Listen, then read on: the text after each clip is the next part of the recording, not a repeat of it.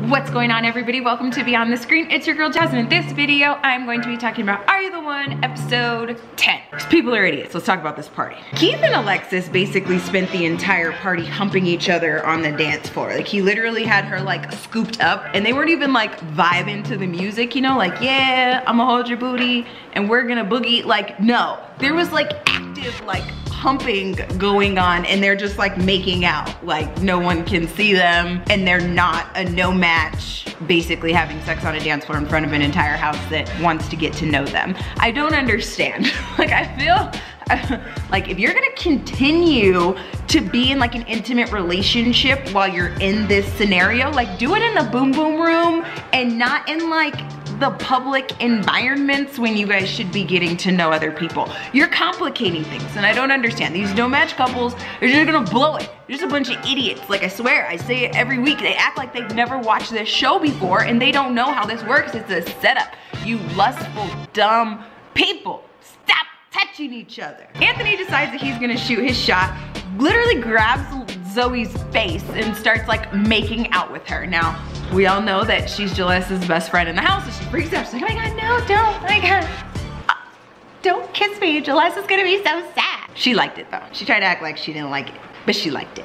So she immediately goes, tells Jalessa, hey, Anthony grabbed my face and started making out with me, even though it's none of your business because you guys are in no match and you don't even deal with each other anymore, and he broke up with you politely, but you're still a freak and obsessed about him, so I'm gonna come and I'm gonna tell you anyway. Jalessa flips out, goes to Anthony, screams at him, and throws an entire drink in his face. Not like a little like shot drink, like a little cocktail type of, no, it's like a cup like full of liquor, like splashed all over his face. Now, he was a jerk when she came up to him, but I feel like he had a right to be a jerk. It's none of her business what he's doing, and his answer was right. Like, why'd you do that? Because I can. I'm a grown-up. What is wrong with you? Don't question me.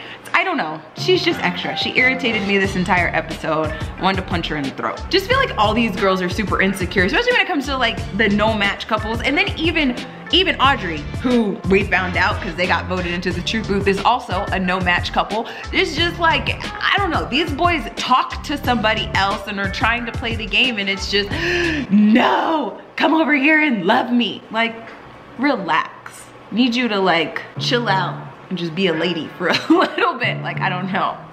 They just all look so thirsty. Jada and her little slutty self finally got some action, and her and Dimitri make out at the party. The next day, he tells us that he regrets it. He said, ugh, I regret my decisions. And straight up told her to her face, like, there's something that like you wanted to talk to me about? Like, what do you want? Cause like, this isn't gonna go anywhere. Like, I was drunk and didn't mean to lick your face. And being Jada, of course she's mad and like went from like loving him and him being so cute to, use a little B word, I don't like you. Like, her ratchetness like came back out super fast. And it's like, that's why nobody likes you, cause you're loud. Like, stop. She's just so extra. Now, the other contenders for the truth booth that went on the getaway date were Joey and Olivia. And Olivia wasn't impressed. Joe likes to joke around about everything. And like, I get it. Like, you know, you like a guy that has a sense of humor that can make you laugh and whatnot. But like, she's literally like pouring her heart out to him about like past relationships, and he's like throwing powdered sugar in her face, like across the table, like you're on a date to get to know somebody. Like, you guys, it was all cute when they were making the food and whatnot, but when you're actually sitting at the table trying to get to know somebody, like, the last thing you want is for them to be throwing sugar and like pastries at your face. Like, put a powdered sugar handprint on her boob while she was telling him her sadness about her exes. I don't know how you get to know somebody like that. And I already talked about the truth booth reveal, but did anybody notice Ethan's shirt? Ethan's shirt said crackheads can be great people. Like, where did you get that from? And who inspired it? Like, crackheads can be great people. I'm cracking up. You being a crackhead isn't funny, that's sad. You need help. But I guess it's true, like, you a good person in there. You just struggle with some things. It's okay, but I just never seen that before. It made me smile. I like graphic tees like that. Dee Dee and Kareem seem to be sparking a legitimate connection. Like, they're having like a real conversation where it's like, you know, they're talking and it's like, hey, I'm gonna tell you this. And the other person's like, oh, that's so me. Oh my gosh, we're so soulmates, like let's go and be together. So we'll see what happens with them. Now, coming off of finding out that Michael and Audrey are no match, Jaless and Michael go and make out in the confessional. After he told her that like, everything's still gonna be fine and don't be sad, and if we're no match, we can still go on after this and it's gonna be okay, and it's all lies, lies, lies, and more lies. All of these guys do this and I don't know why. This is your out, so let them know before you go in there. If you already know that you got somewhere else, you're trying to shoot your shot, be like, look, it's been fun, but if we go in here and we're not a match anymore, I'm absolutely going and dealing with other people.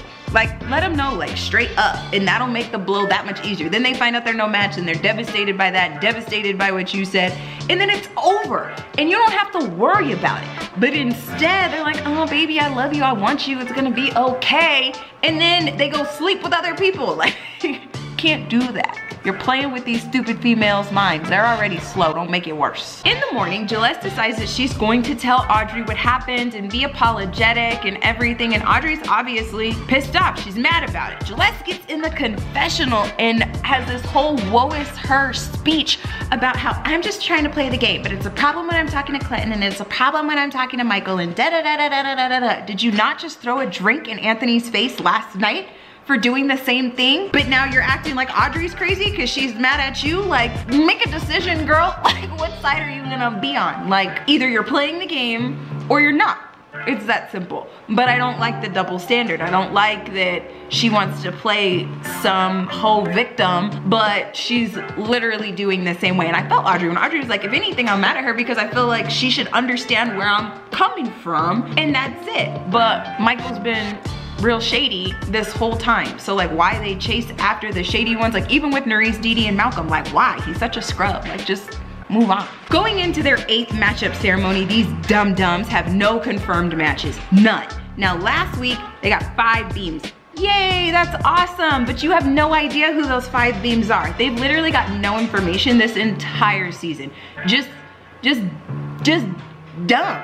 So it's like, at this point, the beams don't matter. If you don't know who they belong to, they can literally be anybody. Like, you need those confirmed matches in the truth booth to get somewhere. At this point, they would have more information if they'd gotten at least 1 blackout this season, because at least they'd have some information that's guaranteed and not just be twiddling their thumbs. It was a weird matchup ceremony, to say the least. Now, Didi ends up picking Dimitri, which makes sense. Dimitri is fully convinced that Didi is his perfect match, which is another reason that he wasn't trying to holler at Jada, and also because Jada's Jada. Kareem looked a little irritated because we all know that he's a jealous guy, but Didi and Dimitri wanna give it a shot, so that's cool. Now, while Dimitri is doing his interview with Terrence back and forth before they lock in, Jada is standing up there waiting to call out who her perfect match is, just running her mouth, calling him all kinds of B's and this, that, and the third. I think it's so disrespectful.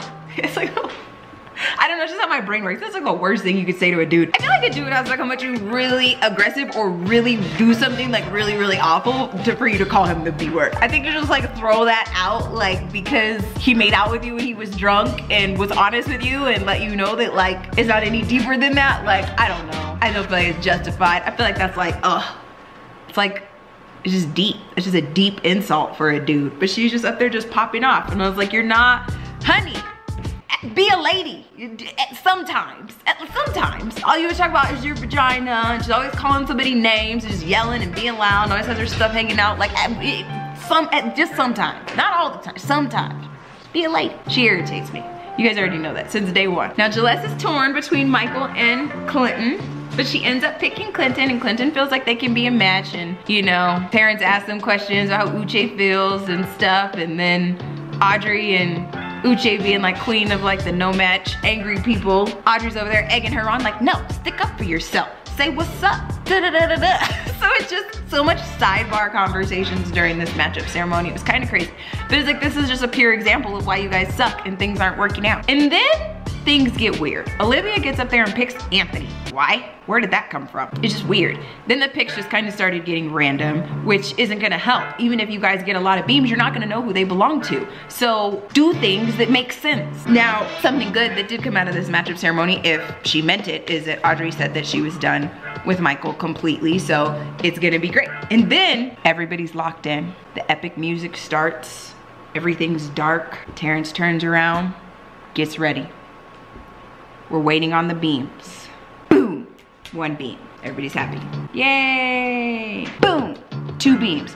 Woo, we're a little happier. Bam, 3 beams. Yay! Oh, I'm sorry, were you waiting for me to say something else? There's nothing else, because those dummies got 3 beams. How do you go from 5 beams to 3 beams at your 8th matchup ceremony? Just dumb. Dumb. They're not gonna, it's almost impossible for them to win at this point. Literally the worst cast in Are You the One history. I don't know what else they're gonna do. They have 2 more weeks, that's it. They don't even have enough to like process of elimination their way through the rest of it. They needed a blackout like week 2.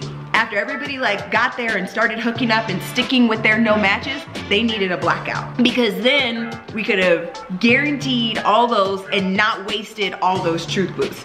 So it's just like, it kind of sucks. Like when the people aren't gonna play the game, the blackouts are necessary for them to get any information. They're not going to win.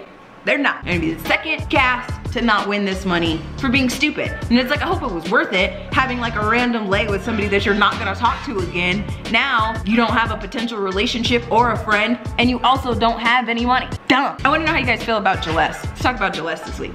I don't like her. You already know that. Let me know how you feel. Get in those comments, let's talk about it. If you enjoyed this video, smack that like button. If you want to see more videos from me, go ahead and hit that subscribe button. As always, I love and appreciate each and every one of you. Until next time, God first, God bless.